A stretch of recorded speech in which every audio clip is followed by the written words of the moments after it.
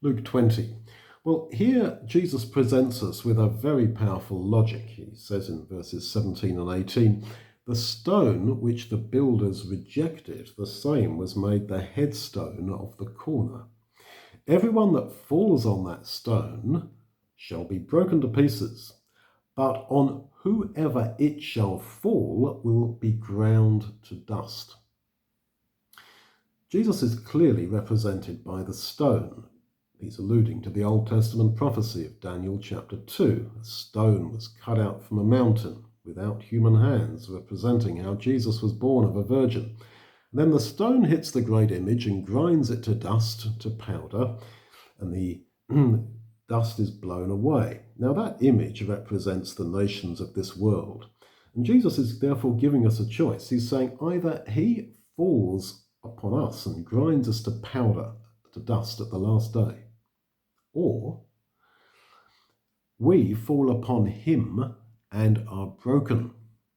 That's the choice. Now, I think falling upon Jesus and getting broken speaks of how we are to accept we are sinners. Because falling upon a stone is the idea of stumbling, which means we sin. We are broken because of our sin, and yet we shall be saved.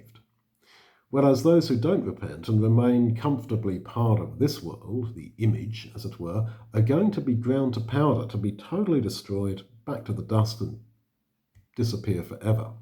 So the ones who will be saved are those broken by their sins.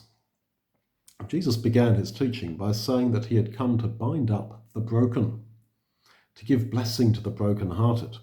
And that's what it is to be in the true Christian church, to be in a community of the broken, not of the proud and self-righteous, but of the broken. So don't be surprised if you find the church full of broken people.